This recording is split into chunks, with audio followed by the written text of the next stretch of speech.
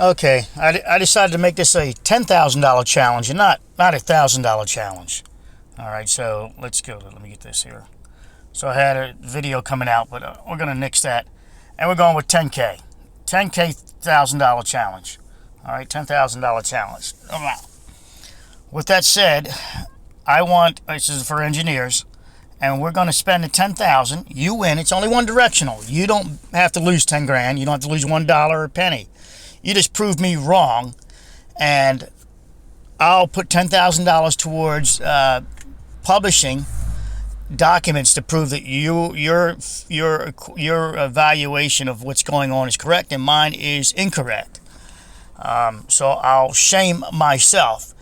Now, you have to prove me wrong. You got to take the challenge. Not a little text message to me or writing me emails. All right, don't tell me about how you want to triangulate and use that. You need to prove me wrong. So this would be the wall system over Champlain, for example. Here's your reinforcement here. Let's do that. And it's the wall system above. All right. Here's the deck. Deflections over here. Deflections here. The reactions are such that compression is down here, pretty much a zone here. All right, that's the bottom part of concrete, which everyone says, oh, bottom's in tension and the top is in compression. It's this way. This is compression. This gets shorter, as everyone tells you, and this gets longer over here. This is the tension side. Yeah, well, it gets longer, and what happens to the section here? It just gets longer. Yeah. All right, well, screw all that, forget all that. I'm getting quite irritated by the misinformation in engineering. The lies in engineering is what I call it. Is that, what do we become, a bunch of idiots in this 2020 that engineers can't figure this out? And you still want to, and I'll troll you now, you still want to try to tell me about gravity, but you want to say that Newton is so brilliant he came up with gravity, but he also came up with Newton's third law. It says everything's equal and opposite. There's equal and opposite. If that's the case, gravity is canceled out. If there's a force pulling down, it's also a force pulling up, canceling out. Newton didn't say with an exception to gravity, forces cancel themselves out. Or there's an equal and opposite reaction. Equal and opposite. All right, so gravity's just not one force is waiting for an apple to fall and then pulls it down. That would be not opposite. That means that the gravity is stronger than the apple. Some of you guys were brainwashed to believe about the apple. You also were brainwashed to believe two rocks collided in space and created a perfect ecosystem here with ants, birds, chickens, fleas, ticks, everything. These two planets were like a perfect God. I find it amazing. So you guys don't want to believe in God, but you'll believe in the God stones. The two rocks hit each other. They did have the people believe in the stone God and the sun God and things like that. Sun God's probably the closest God I would respect, because without the sun God, we all die, right? The sun. So my point is that stop being idiots. Explore your brain, open it up. Stop leaving it open to just be saying, yes, this is the new normal. Yes, men can become women, women can become men just by stating it.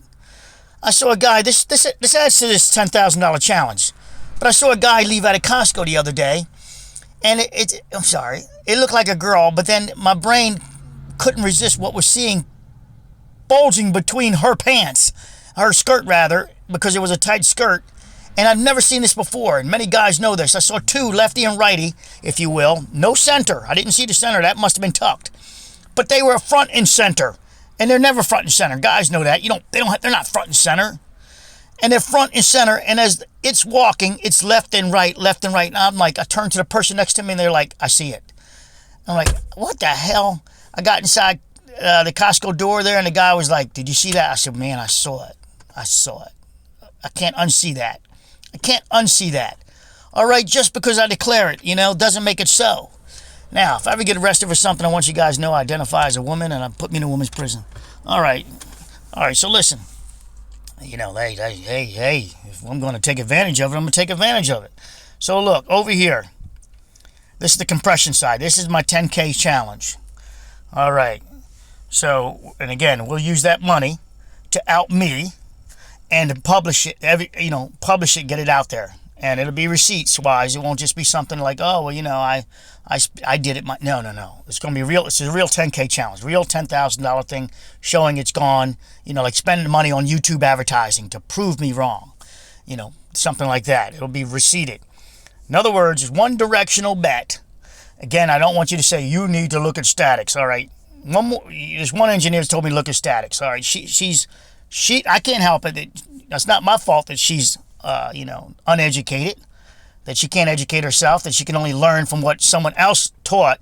And so that's the limit of her ability to learn forward. That's silliness. If you can't learn forward, then you're just a copycat. You're just a mimic. And I don't care if you got a PhD.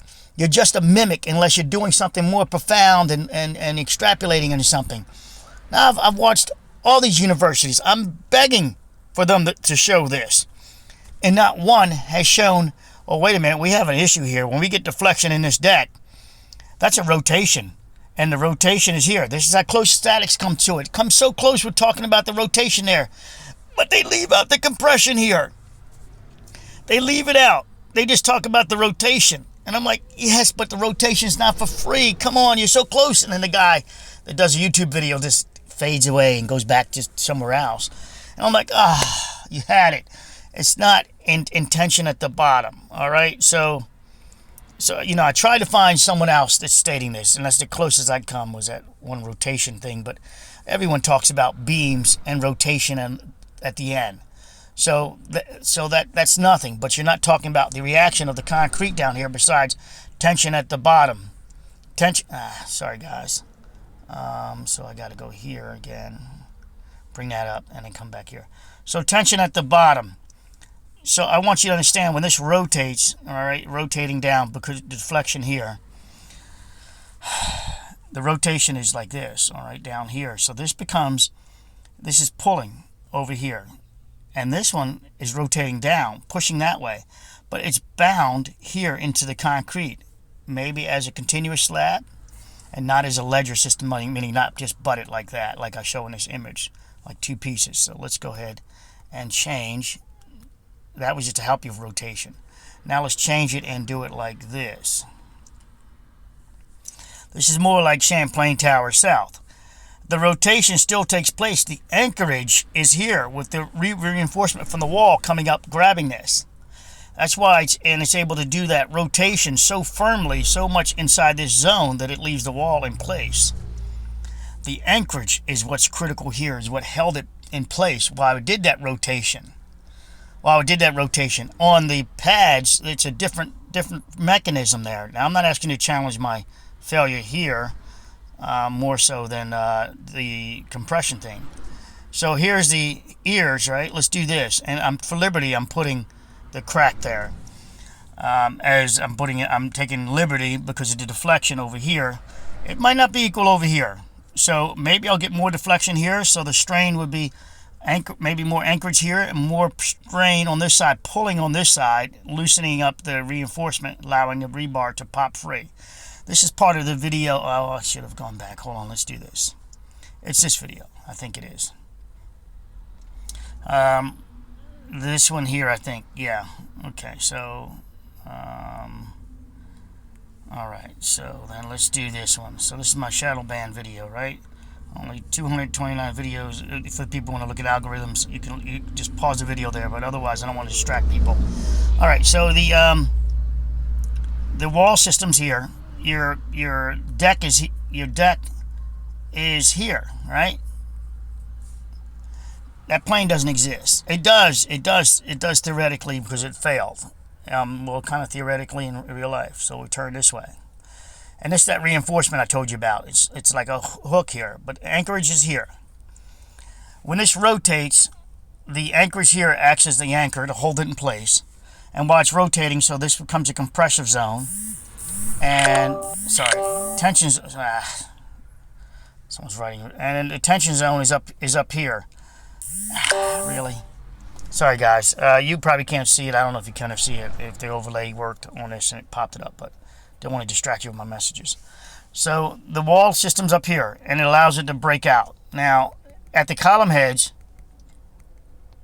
it's a little different story.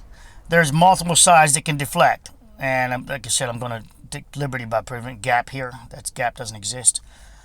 But this, and the overlay is on top, the concrete, the stamped overlay, or the pavers or tile or sand.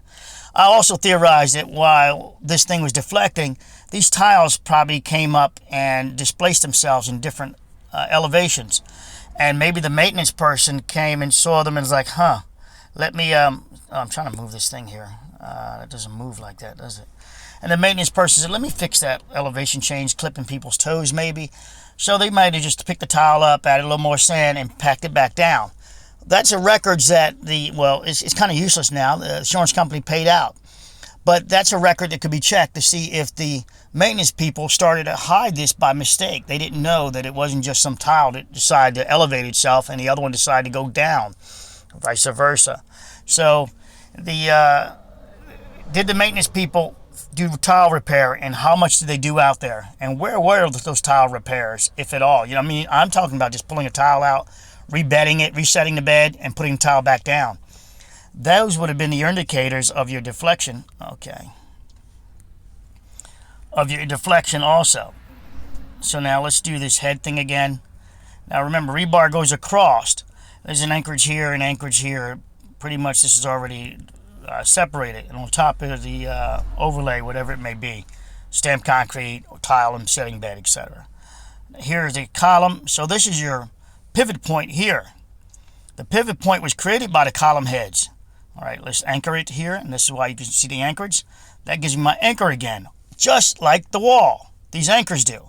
So I get some behavior, some anchorage, and some resisting forces that will help anchor these two, this head together, giving me thereupon my rotation. Once I get my rotation, I start getting the cracks. Oh, look at this crack! Look at this crack. It looks similar to our shear cracks when we see them, the end of it. But they're not evaluated as, oh, the load here caused this crack here. And pretty much everybody assumes that's the direction of the crack. I'm getting irritated, getting real pissed. All right. But in reality, it was anchored. The anchor point is our rotation. They're the rotation point, and is creating the fracture. That first starts here. A little teeny dot will show up. Or it starts here, depending on the how the reinforcement is. And then you'll see it develop, and it'll go up this way. It'll go back. And what's left when it goes back? So let's do this. Let me do this. Let me develop this crack. So first you'll see the crack go that way. Now what's left is the remaining concrete slab dimensions. And so as the stresses transfer, if it's not to the steel yet, if it's not to the steel yet, so let's put the steel up here, it will then still go up to the steel. Crossing the steel, before crossing the steel, it will take more loading, because now the steel is transferring the remainder of the concrete's forces, and that's because this is now fractured, and so you can't put stress, you can't pull on the other side of a fracture unless you have something a rope between the two of them. How about that? I'm playing fun.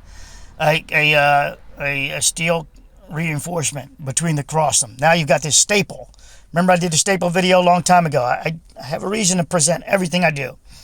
So now we have the staple. So once that is over, once that staple's ability to bond the two sides together, meaning the other side of each side of this fracture, it then once it exceeds it, the crack will then develop again, and it may shift over a little bit, and then it goes up and up until it gets to the next steel. At some point, the reduced, the separation of the top part of the steel, the positive and negative, let's say it, develops, and all the load is in the steel. Then you'll see the fracture all of a sudden change, but before ultimate failure, you see a fracture split down the top of the steel.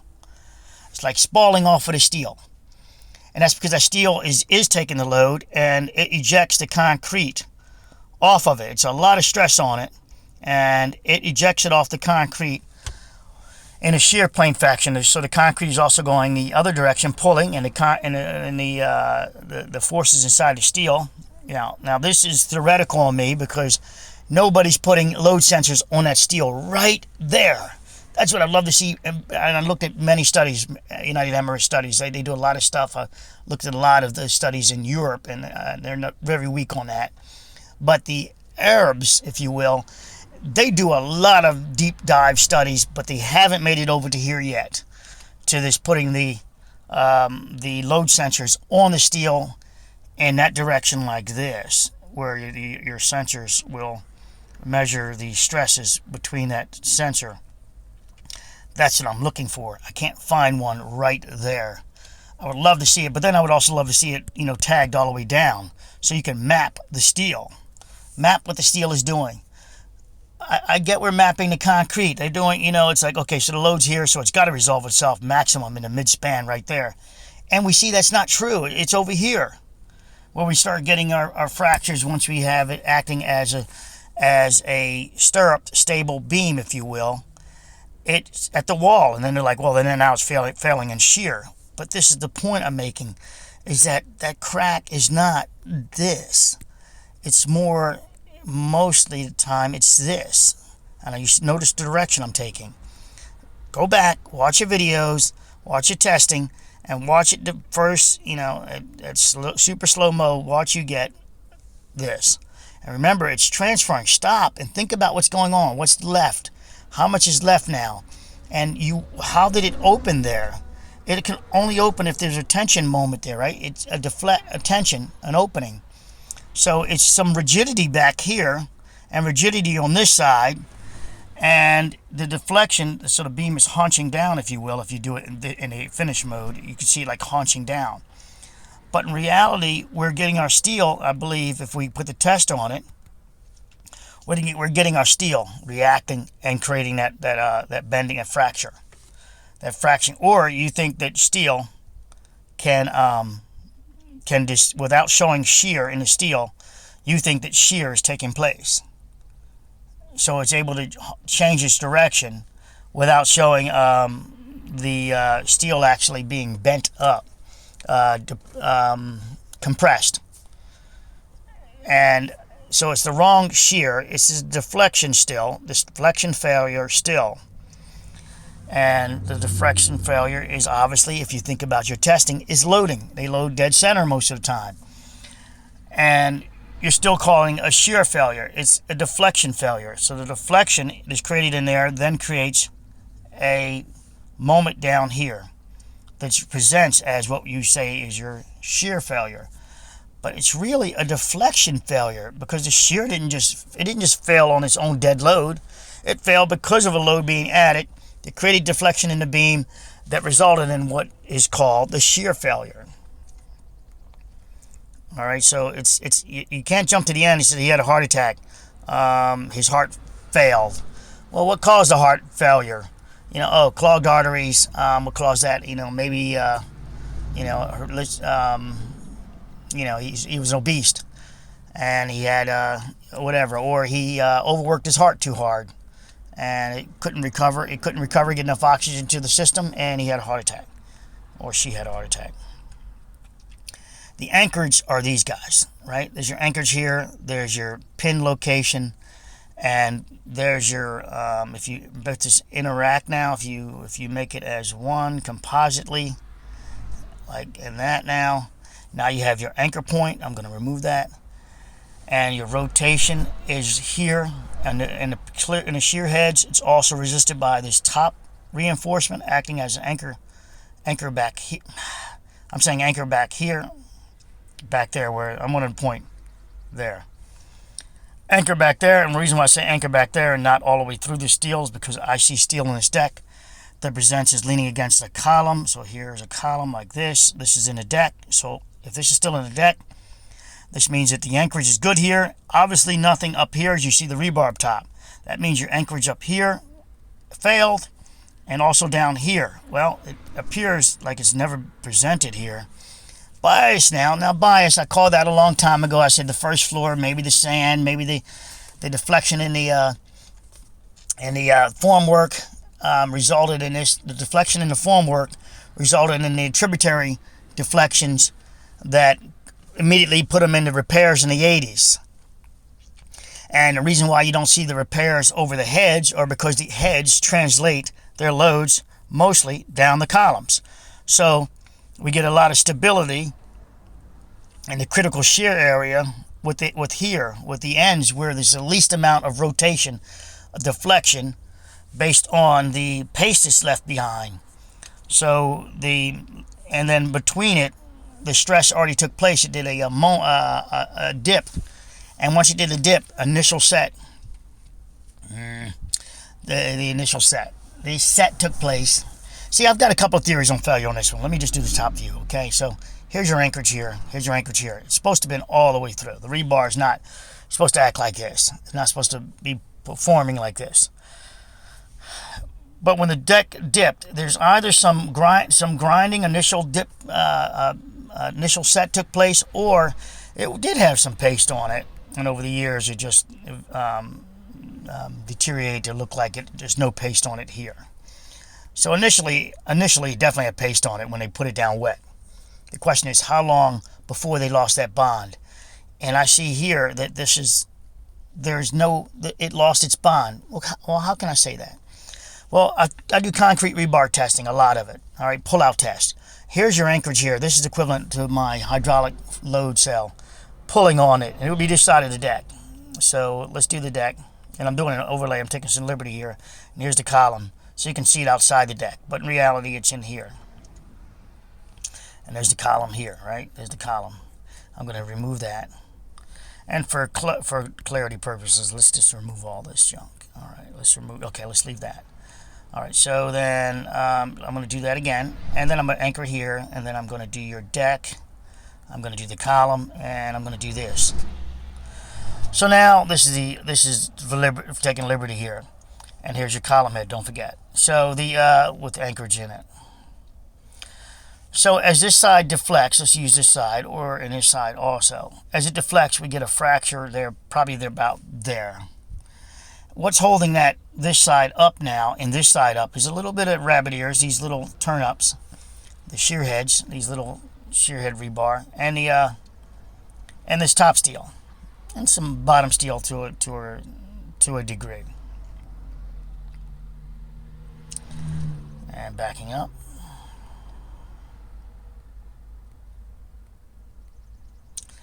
So let's put our dead load, our vehicle loading on that side, if you will, and we can put just human traffic on this side with a planet box. And you can see you just created a seesaw, didn't you? Remember my seesaw? Oh, I didn't do the seesaw video. You guys don't see it yet, rather. Or maybe it's in a private room. Here's my column head. There's my seesaw. Is this deck balanced? Over here we have stamped concrete. Over here we got this huge ass overlay. I don't know what the load of it is over there, but we've got an imbalance or equilibrium, equal and opposite, right? Forces. What's countering this force on this side? The right side, all that concrete overlay, and on this side, on this side concrete overlay, and this side concrete overlay, waterproofing, sand, tile, and planter box on this side of this head. And here's our seesaw, our hinge point, right?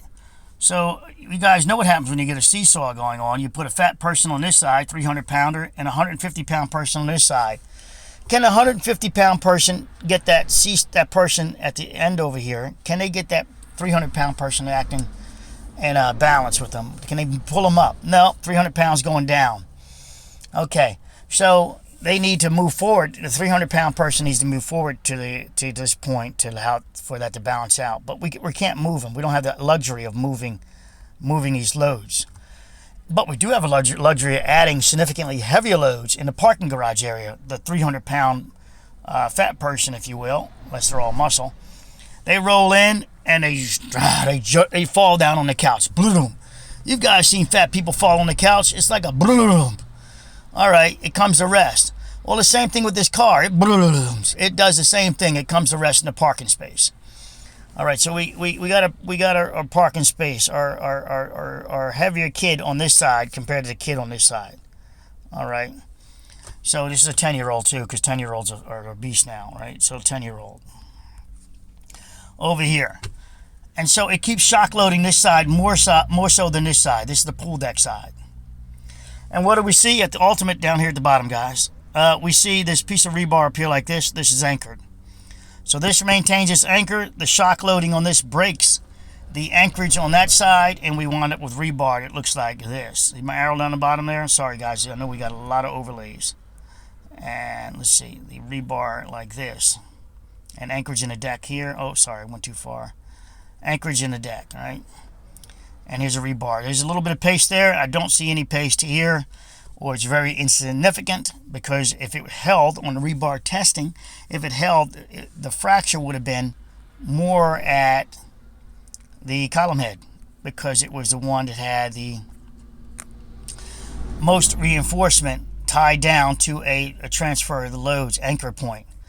But it bypassed this anchor point and went out to here.